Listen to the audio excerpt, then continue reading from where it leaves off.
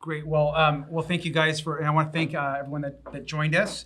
We're just going to have an opportunity, hopefully, to most importantly just go over some data that we think is important. The chief's going to talk about where we are now that 6 months into the year has passed. Talk about some of the serious challenges that we have as it relates to public safety, but also give a little bit of a historical perspective on where things are, and then of course answer questions. So I think that's going to be important as well. So thank you for joining us. And of course, I'm going to say a few remarks. I'm going to turn over to our chief, Robert Luna, and then our city manager, Tom Modic, will say some remarks, and then we'll of course answer any questions. So I just want to talk about kind of where we are. I think first it's important to note that the city has been focused for this last year and a half on the pandemic as its top priority. I think we're all aware of that. For us, we are now, and I look forward to seeing the numbers today, we are near the 70% national goal set by President Biden. We should be hitting that over the course of the next couple of days. So we feel that the health recovery is in full effect, and we are on our way to a recovery as it relates to the pandemic from a health perspective. The second piece of this has been our economic recovery, which has been really focused around our Long Beach Recovery Act. We put in about $240 million, most of which has been from the federal government and the state on a bunch of economic development programs, support for business, and a lot of health support, testing support. So we've had a health recovery, which is on its way. We're focused on our economic recovery, which is happening now. And then the last piece of this, which is really important, is the safety recovery, and which is what I want to talk about and what we're going to talk about today. And that is really the focus for us moving forward. So I think first, everyone in the city, and myself included, is concerned about the level of shootings that have happened in this community, really across the state and the country. But it is a serious level of shootings. But I wanted to, before we get to those, I think it's also important to talk about historically where we're at from a murder perspective, from overall violence perspective, and then where we are as it relates to firearms. I think the key thing that I think we've been talking about is the amount of firearms that are now on the streets. Gun sales in this country have increased by 60% in the United States of America. There are more guns on the street. And in Long Beach, as you're going to see here in a moment, we have dramatically increased the amount of firearms that we are seizing if you look at what's happening already. So I think those are some things that we want to go over. I want to start just by, if I can just point you to some of the charts here. So I want to first give everyone a snapshot of what's happening with firearms. And there is a gun epidemic happening in Long Beach. It's happening across the country, so we're not immune to what's happening, but it is serious.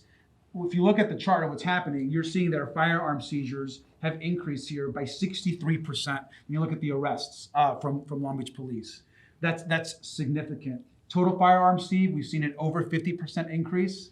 And when you look at our ghost guns, we're also seeing that beginning to uptick, as we know that that's becoming a serious problem across the country. So while we are seeing more shootings, we have to also recognize that there's dramatically more guns on the street, and it doesn't take a rocket scientist to figure out, with the more guns on the street, it's also in direct correlation to the amount of more shootings that we're also having. What I also wanted to note as it relates to that is just do a snapshot of where the city is at. As of today, so 6 months in, what we're really grateful for, even though every single death is serious, and our prayers and our love go to each family, at 6 months in, we are right now 2 murders down from 6 months last year. So what has not happened, at least 6 months into the year, is we have not seen a spike or increase in the amount of murders in the city of Long Beach. That doesn't mean that each one of those that has happened is not very serious. There have been 19, Chief, if I'm not mistaken. You're correct.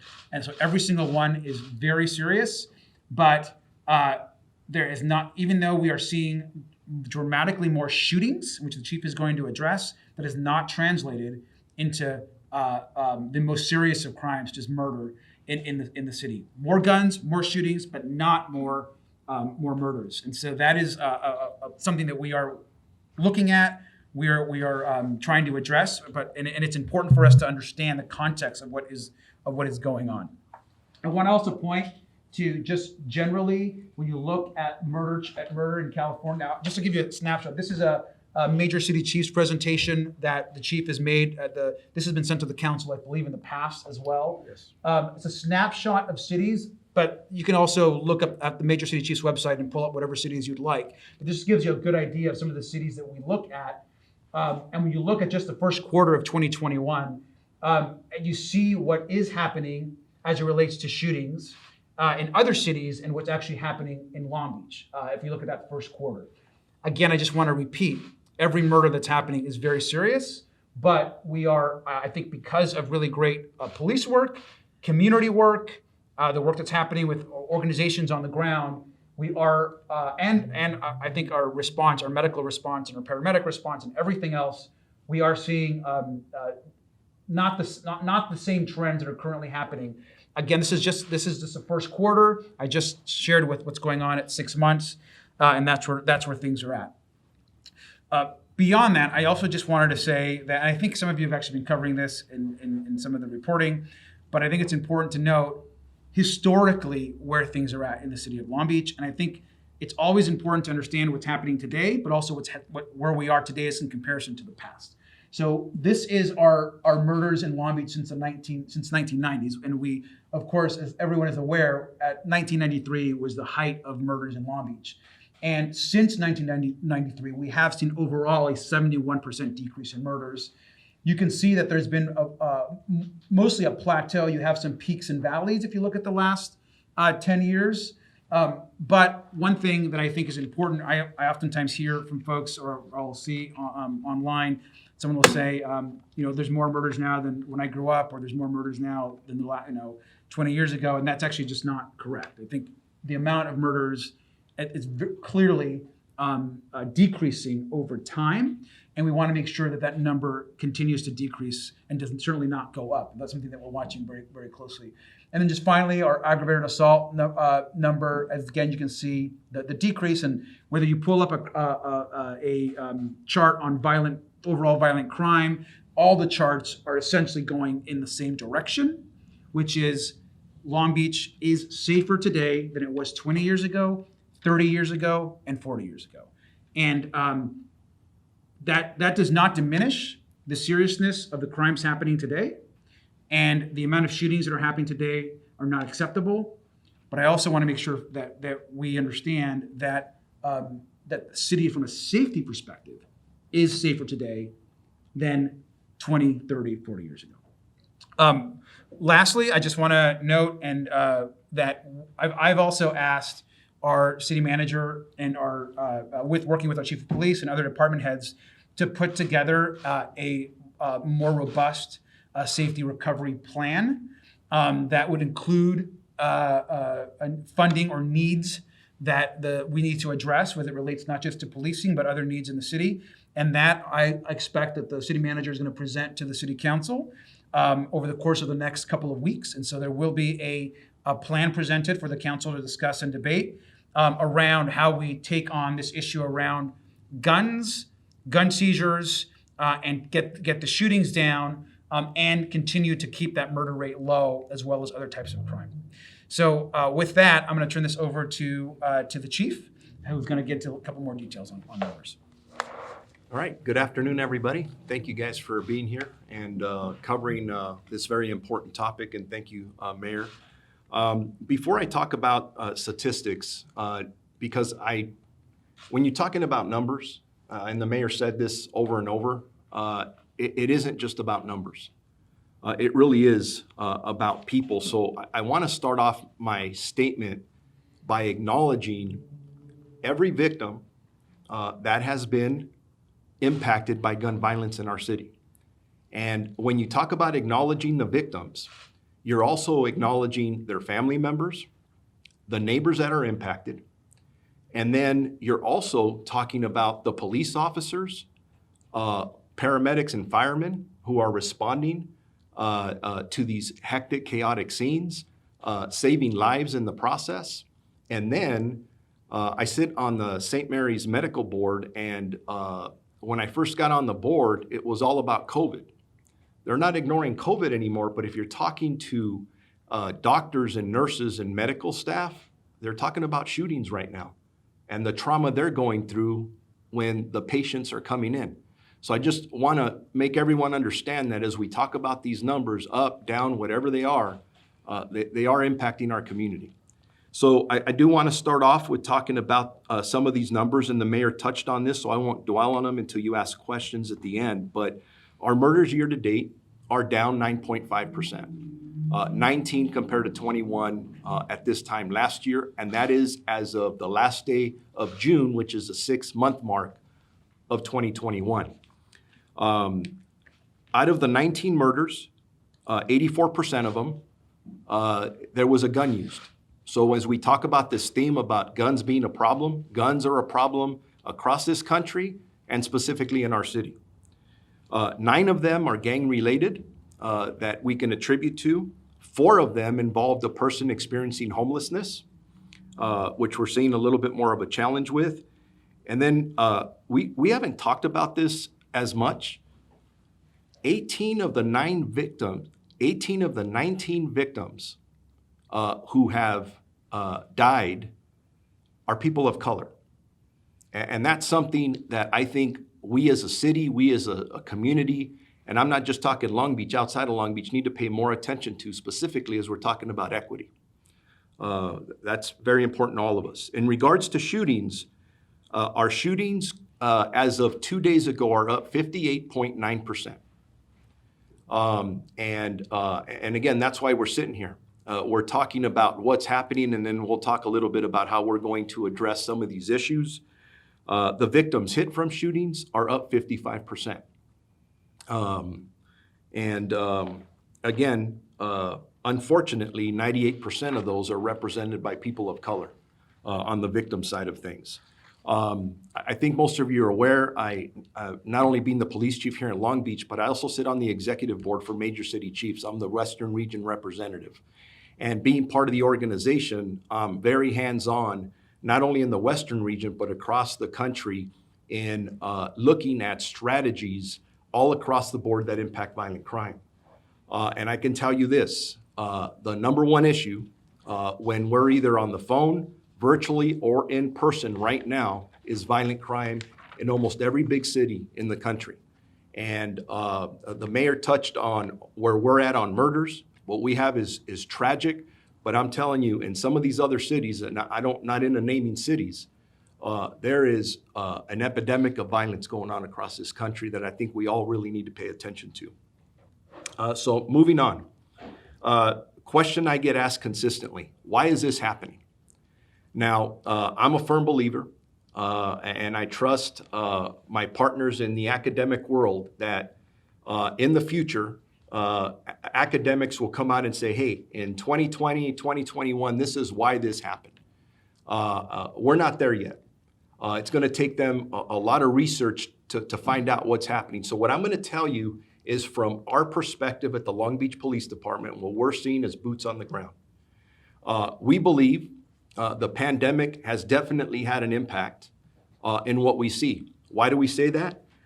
Because we're looking at, one, the amount of prisoners that have been released specifically from LA County Jail and the state prison system.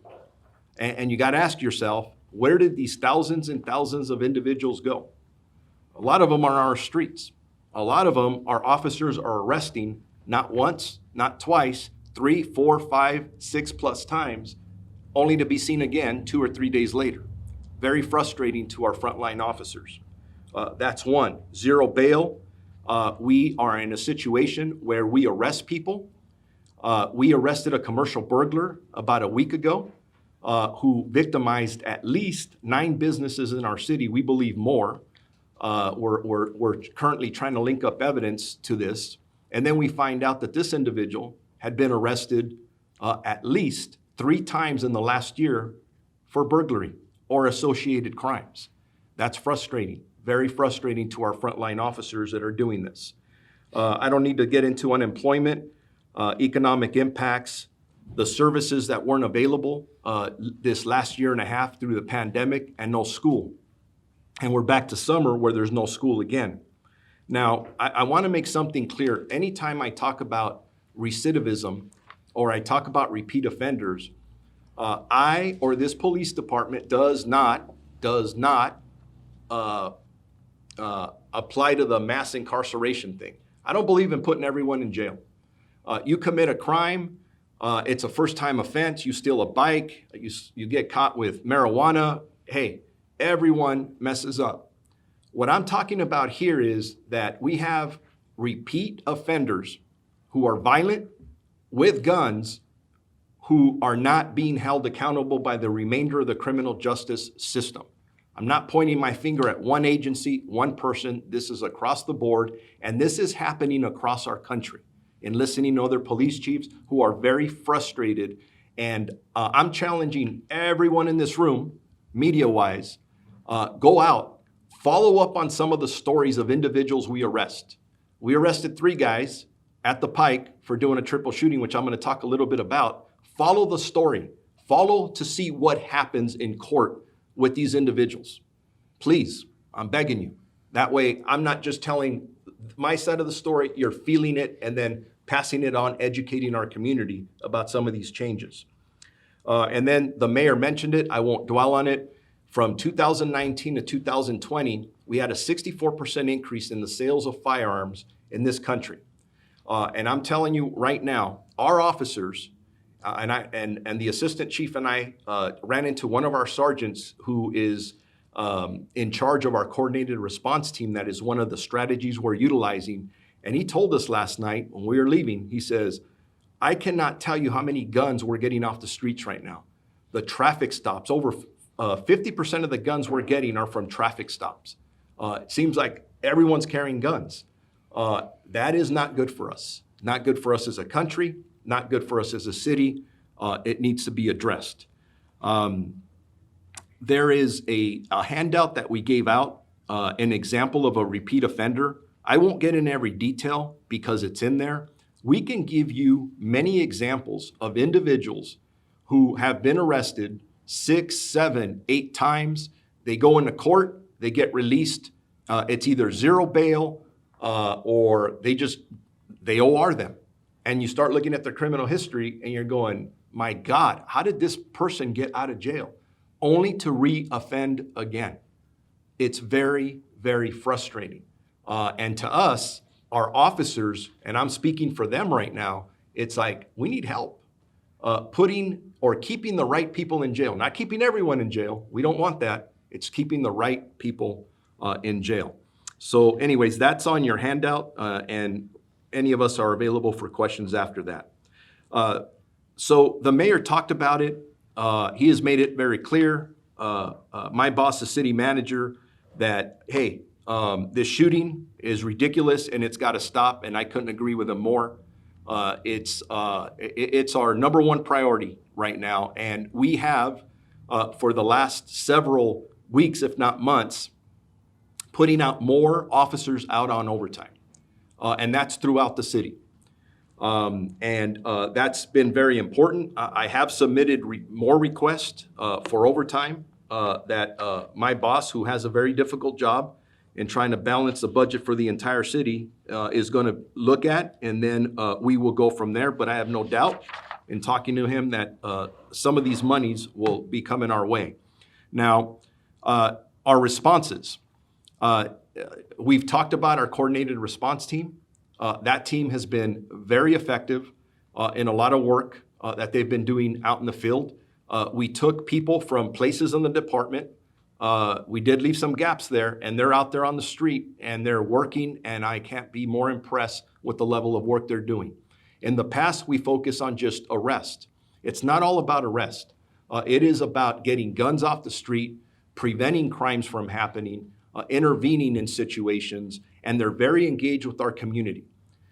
They're out there talking to people, so it's not just driving by in a car, it's getting out of the car, engaging people at a neighborhood level, so we get more people to come forward and talk about what's happening. And I think as this goes on, that's a very good transition for us as a police department. It's something we've done in the past, but we're focused more on it now than ever. I want to comment that our officers, I say for the Long Beach Police Department, but really they belong to all of us because you're part of this community. And professional staff are extremely capable. They're very, very competent at what they do, and they really care about our community. And they're doing an amazing job, because I'm going to tell you something. If they weren't doing what they were doing, and the gun seizures weren't up the way they were, what would the stats look like right now? They would be very, very different. So I can't say enough about them. I do want to acknowledge the Assistant Chief, Wally Hebish, who's behind me. He is the architect of a lot of the work that we're doing. Him and our command staff, their leadership and planning, they're doing a lot of work right now. They're doing a lot of work, and with less resources. But we talked about resources, and it's a reality of our world as a city, as most major cities around us. And then I want to give you an example, or several examples of some stats. Mayor touched on some of these. Our guns seized are up 50.8%. Again, officers getting guns off the street. Just this weekend, at least 6 guns taken off the street. 5 of the 6 were on traffic stops. 4 of the 6 were ghost guns. 2 of the other guns were stolen guns. That's what our officers are encountering out there on the street with us. So that's up. Our firearm-related arrests are up 63%. Now, I've talked about this at council before. Our overall arrests are down 25%. Our officers just aren't going out there and arresting people the way they once were. It's very data-driven, and it's focused on specific people who we think may be causing challenges for us in specific neighborhoods that, by the way, as we address them through our Neighborhood Walks program, just absolutely love having officers walking in their neighborhoods. And that's for those people who think, well, people don't like the police. Absolutely wrong. I grew up in a neighborhood just like the ones we're patrolling. I used to like when police officers got out of the car. That's what we're doing today. We're getting the cops out of the car, engaging our community. One other firearm stat really quick. Our prohibited firearm arrests are up 55%. Again, too many people carrying guns, and it's prohibitive possessors who have no business being anywhere around a gun. And our officers are doing a really good job. Quick example of we haven't been sitting back just waiting for things to happen. So all of you are familiar, last Saturday night, we had a triple shooting down at the Pike. We had 3 individuals that were shot, 2 adults, 1 juvenile. We had officers assigned there on overtime. And when one of the victims ran with a gunshot wound to his neck, that's the person that we put out was in very critical condition. Because we had officers there working on overtime, 2 of the officers immediately, within less than a minute, get a hold of this guy, and they start rendering medical aid. They saved this man's life. As a matter of fact, in the hospital, his family was praising the officers' quick actions for saving their life. And I can't thank them enough. And actually, maybe if we have time, both of them are here with me today, and it's by accident. They just got assigned to be here, and it happens to be the 2 guys who saved this man's life. And I'm very proud of them and the work that they do, and they represent the officers and the work they do every day. There were 2 other officers who were there on overtime, and within a minute of the time this shooting went out, they had made a traffic stop, and they arrested the 3 suspects involved, and we believe we have the gun in custody that was used in this crime. Again, the importance of having cops make a difference. When we put more cops out there, it makes a difference, and this tragedy turned into something, saving people's lives, arresting the people involved. And yes, the victims on this were gang members from out of the city. The suspects were gang members from out of the city. We still don't know the motive to say it was gang involved. People have to talk to us. We're not quite there yet. People aren't always honest with us. So that's the some of the challenges that we face. So just as I'm wrapping up here, I've spoken for a while. I just, before the city manager takes the mic, this problem is not going to be solved by policing alone. I think we know that. People have talked about budgets and everything else. Long term, we are going to solve this with our city partners, Parks and Recreation, the fire department, health, the libraries. There's a lot of work that we need to do as a community and community partners, our CBOs, to figure out how we can keep people away from violence. But right now, I kind of look at this analogy that the building's on fire and we're trying to put out the fire. And then we have people on the side talking about, well, we should be putting sprinklers in the building. And it's like, okay, we'll put sprinklers in there as soon as the fire's out. That's what we're doing right now. We're trying to put the fire out. And it is frustrating at times when our men and women are doing such a good job out there, focused on safety. And then sometimes there's distractors. And I'll just end with this. Our people, 99% of the time, are putting on this uniform, coming out to our street, putting their butts on the line, risking their lives. And there are people who consistently want to find the 1 or 2% things that we're doing wrong. And I'm just going to say this. How do you think those cops feel out there that are putting their butts on the line and then they're reading stories about that 1 or 2% negative thing that may have happened? We're not perfect. We're doing a lot of things in reimagining policing, but that's just for another day. And with that, Mr. City Manager, I'm off my tangent and I'll turn it over to you. Thank you very much, Chief and Mr. Mayor. So I'll be brief, but I want to talk a little bit about where the Chief left off, which is what we talk a lot about is our continuum of public safety. That public safety is more than just police. They clearly have a role right now. We have a surge in shootings. Our police are out there. They've gotten additional resources in the interim. They've got plans together, and we're looking at doing more. But we look from a city manager perspective, too, about both upstream and downstream work. The downstream work is really now. It's reacting when shootings are up. But we also look at upstream prevention. How do we keep kids from making poor decisions? How do we give them other alternatives? And so we talk with our departments about the continuum of public safety and that every single department has a role in public safety. So I just wanted to touch on some of the programs that are out there right now that are happening and then some of what are coming. We have teen programs. We have 16 centers that have been recently reactivated coming out of COVID that really are there to build relationships with teenagers. They get exposure to the arts, they get job readiness skills, pathways to leadership, and we have 6 of those out in the city right now that are providing those types of services. A really successful model for us has been our Be Safe program, where we activate parks, and we activate 11 parks that normally during the summer don't have this enhanced level of programming. And so those have all been reactivated as of about, I think, 2 weeks ago. And they're there for anyone to come by. It's a family experience. You come with arts and crafts and outdoor games. We have movies and science and just other alternatives that you can go as a youth or you can bring your whole family to as well. And those are really data-driven about where are we seeing areas where people need just to have that walk-up opportunity. We also know that childcare is a big issue right now, and kids need to have a safe place to be during the day. And we used to have a model where it was a paid model. We had about 9 throughout the city where people could come and have child custodian care. During COVID, we realized we needed to adapt that, and we're extending that program now. So we went from 9 that were they were priced, they were moderately priced, but they did have a cost of those types of programs. We now have 23, and we lowered the cost dramatically as well. So they're very affordable places for kids 5 through 12 to be able to have a safe space with our park staff.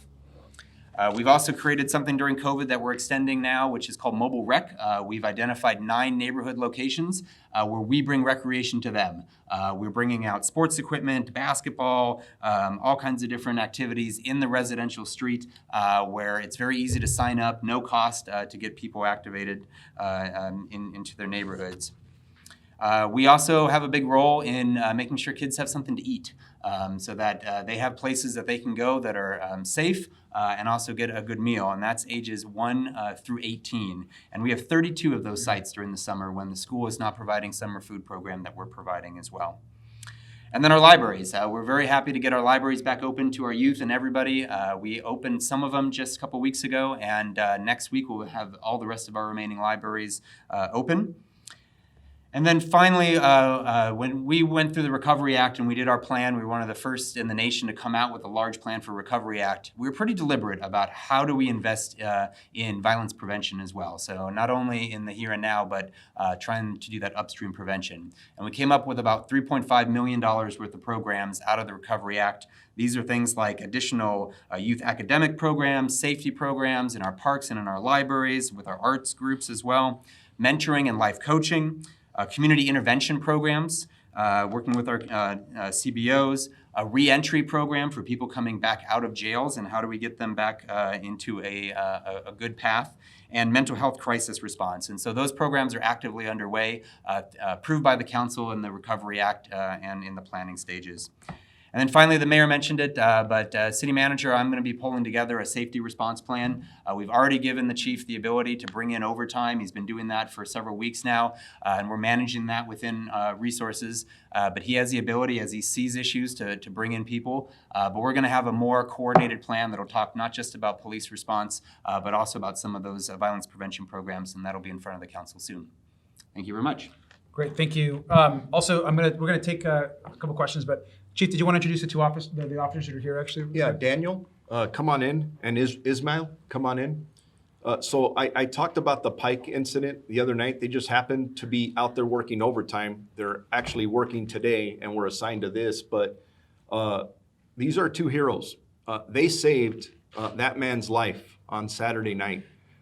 They probably hate the fact that I'm doing this, embarrassing them, but you know what? They need to be acknowledged for their work, because the minute this happened, they didn't run away from this. They ran right to the chaos, immediately started rendering aid, and there were two other officers who ended up pursuing the the armed suspect with the other two guys.